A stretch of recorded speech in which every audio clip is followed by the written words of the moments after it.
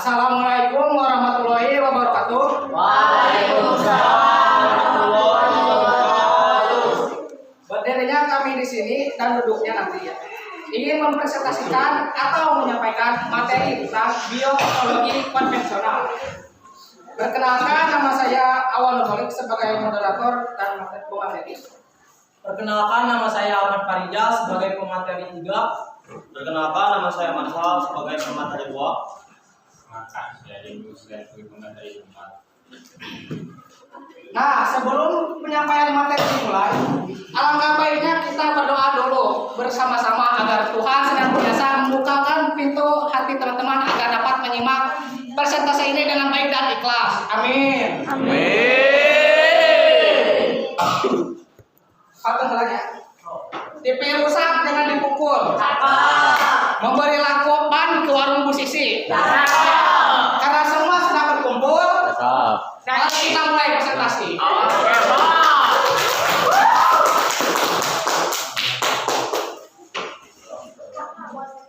Berdirinya saya di sini ingin akan menyampaikan materi tentang pengertian bioteknologi konvensional. Kalian pasti penasaran, apa sih yang dimaksud dengan bioteknologi konvensional? Ya, penasaran. Bioteknologi sendiri merupakan cabang ilmu yang mempelajari tentang pemanfaatan makhluk hidup seperti virus, bakteri, fungsi, bisa, dan lain-lain. Maupun produk dari makhluk itu sendiri, contohnya seperti enzim dan alkohol. Dalam proses produksi untuk menghasilkan barang dan jasa. Dengan kata lain, bioteknologi adalah cabang ilmu yang berhubungan dengan penerapan sistem biologis dan mikroorganisme untuk proses teknis dan industri untuk kesejahteraan manusia. Untuk kesejahteraan apa? Manusia. Terima kasih Karas. Kalian sudah berarti kalian menyimak pemaparan materi dari saya. Yang selanjutnya konvensional. Konvensional adalah sesuatu yang wajib, tradisional maupun mengikuti yang sudah ada. Bioteknologi konvensional memanfaatkan mikroorganisme secara utuh, dan tidak bisa diproduksi dalam jumlah yang besar. Oleh karena itu, meskipun produk bioteknologi konvensional bisa diproduksi secara massal, contohnya di pabrik atau di perusahaan-perusahaan lain, tetapi tidak bisa diproduksi dengan jumlah yang besar karena faktor mikroorganisme. Karena faktor apa? Mikroorganisme. Saudara Awi. Karena faktor apa, Saudara Awi? Mekanisme. Anda tidak menyimak pemaparan materi dari saya. Untuk selanjutnya fokus. Selain itu, bioteknologi konvensional juga dilakukan tanpa adanya fertilisasi, melainkan menggunakan teknik fermentasi. Bioteknologi dilakukan dengan menggunakan Teknologi. Untuk saudara Hima, bioteknologi dilakukan dengan menggunakan teknik. Anda tidak menyimak baik-baik pemaparan saya. Nice, awal. Fermentasi atau peranian adalah proses produksi energi dalam sel dengan keadaan anaerobik yang menghasilkan perubahan biokimia organik melalui aksi enzim.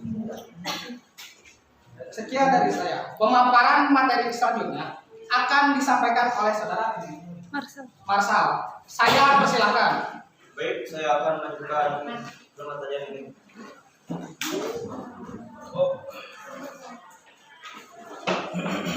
Ciri-ciri bioteknologi konvensional. Bioteknologi konvensional memiliki beberapa ciri-ciri yang penting untuk diketahui, yakni sebagai berikut. 1. Menggunakan alat tradisional dan sederhana. Proses pembuatan produk dengan bioteknologi konvensional umumnya menggunakan alat-alat sederhana yang biasa digunakan sehari-hari seperti ember, panci, gelas, toples, dan baskom. Contoh penerapannya yaitu dalam pembuatan yogurt yang menggunakan panci, toples, alat pengaduk, dan termometer dalam prosesnya. 2. Menggunakan cara yang sederhana. 3. Tidak memerlukan keahlian khusus dalam prosesnya. Bioteknologi konvensional menggunakan cara yang sederhana sehingga bisa dikerjakan siapa saja tanpa memerlukan keahlian khusus. Contohnya, dalam pembuatan yogurt yang hanya perlu mencampur bakteria tertentu ke dalam selanjutnya untuk kemudian disimpan dalam waktu tertentu. 4. Melibatkan mikroorganisme secara langsung dan utuh. Proses bioteknologi konvensional sepenuhnya bergantung pada mikroorganisme. Contohnya pada pembuatan yogurt yang mengandalkan bakteri Lactobacillus dalam prosesnya. 5. Menggunakan prinsip fermentasi. Bioteknologi konvensional umumnya menggunakan prinsip fermentasi, yaitu proses yang menghasilkan energi yang memecah senyawa kompleks menjadi senyawa sederhana dalam keadaan minim atau tanpa oksigen. Dari proses fermentasi ini akan diperoleh produk akhir bioteknologi konvensional, yaitu berupa produk utama atau sampingannya. 6. Proses biokimia dan genetik terjadi secara alami. Pada bioteknologi konvensional tidak ada manipulasi genetik yang terjadi. Hal ini terbukti pada pembuatan yogurt di mana bakteri yang dicampurkan pada susu melakukan proses fermentasi yang terjadi secara alami. 7. Skala produksi umumnya lebih kecil. Bioteknologi konvensional umum memiliki skala produksi yang relatif lebih kecil daripada bioteknologi modern. Hal ini dikarenakan proses bioteknologi konvensional bergantung pada proses fermentasi dan bantuan dari mikroorganisme. Dengan demikian, skala produksi pada bioteknologi konvensional umumnya tidak bisa dilakukan secara massal. Itu saja yang bisa saya sampaikan. Terima kasih. Terima kasih kepada saudara Bangsa. Untuk materi selanjutnya akan disampaikan oleh saudara Ahmad. Saya persilakan. Punten izin melawak. Di sini saya akan melanjutkan materi yang telah disampaikan oleh saudara Maksa. Materi tersebut ialah manfaat bioteknologi konvensional. Manfaat bioteknologi konvensional ialah menambah kandungan gizi produk pangan berupa makanan dan minuman. Terus membantu proses peningkatan industri pertanian sebagai komoditas produksi dan industri perdagangan. Yang ketiga, menambah jumlah lapangan pekerjaan dan meningkatkan pendapatan masyarakat. Dan yang terakhir adalah mempromosikan produk industri dalam negeri. Materi selanjutnya yaitu contoh produk bioteknologi konvensional. Penerapan bioteknologi konvensional telah merambah beberapa bidang kehidupan manusia seperti pangan, pertanian, peternakan, serta kesehatan dan obat-obatan. Di sini saya akan menjelaskan contoh bioteknologi konvensional bidang pangan. Mungkin hal ini sudah kalian ketahui karena contoh bioteknologi konvensional dalam bidang pangan itu sudah ada dalam kehidupan sehari-hari. Yang pertama adalah roti. Roti memanfaatkan proses fermentasi yang dibantu oleh yeast atau hamir. Yeast ditambah pada adonan tepung dan akan menimbulkan proses fermentasi yang menghasilkan alkohol dan gas karbon dioksida. Mengapa kan setiap roti itu selalu mengembang? Karena hal tersebut berlaku. Gas karbon dioksida akan membuat roti menjadi mengembang ketika adonan dimasukkan ke dalam oven karena pengaruh suhu yang tinggi. Sedangkan sebagian besar alkohol akan menguap dan sisanya akan menghasilkan aroma dan memberi rasa pada roti. Ini adalah gambar dari roti. Selanjutnya adalah kecap. Kecap dibentuk dengan bantuan Aspergillus lenti. Kedelai akan difermentasi dengan menggunakan jamur Aspergillus lenti tersebut. Kedelai tersebut dikeringkan dan direndam dalam larutan garam. Jamur Aspergillus lenti akan merombak protein menjadi asam amino, komponen rasa, asam dan aroma khas. Indonesia memanfaatkan mikroorganisme tersebut untuk mengubah campuran kedelai dan padi-padian menjadi kecap. Dan selanjutnya adalah tauco. Sarupa merupakan makanan berbahan dasar biji-bijian serta kedelai dan dibuat dengan cara fermentasi menggunakan jamur Aspergillus oryzae. Dan yang selanjutnya adalah tempe.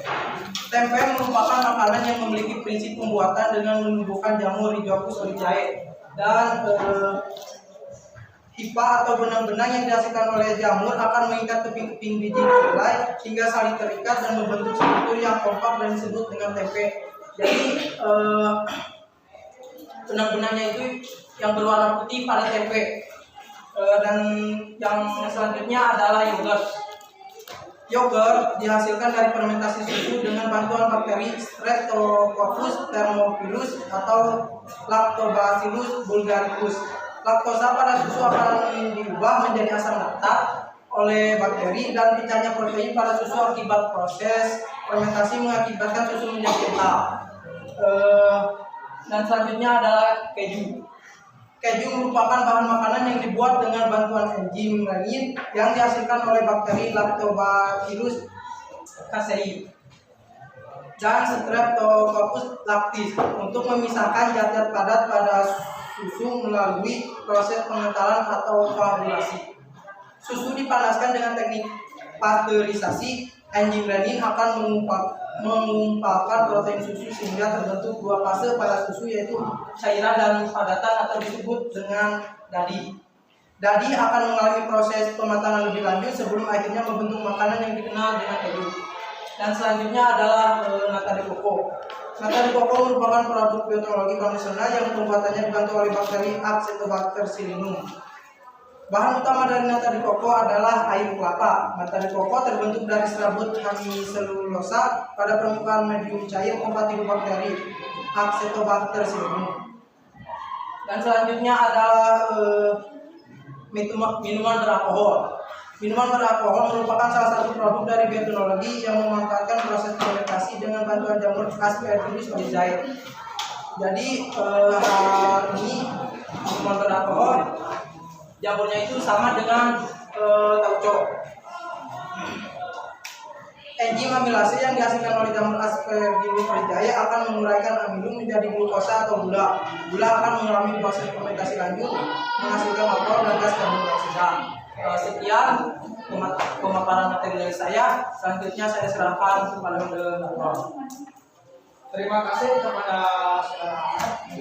Untuk materi selanjutnya akan disampaikan oleh saudara Jamil. Saya persilakan. Saya akan melanjutkan pemaparan materi dari saudara Ahmad dan Faisal. Dan yang materi selanjutnya ada bidang pertanian. Bidang pertanian ini ada yang namanya pembastaran. Pembastaran atau persilangan merupakan perkawinan antara dua individu tanaman yang berbeda varietas, tetapi masih satu spesies. Pembastaran menjadi cara yang sederhana, murah, dan paling mudah untuk menghasilkan tanaman pangan varietas yang unggul. Dan yang selanjutnya ada hidroponik. Teman-teman, ada yang tahu apa itu hidroponik? Silakan angkat tangan. Tidak. Hidroponik. Silakan. Tanaman tanpa tangan.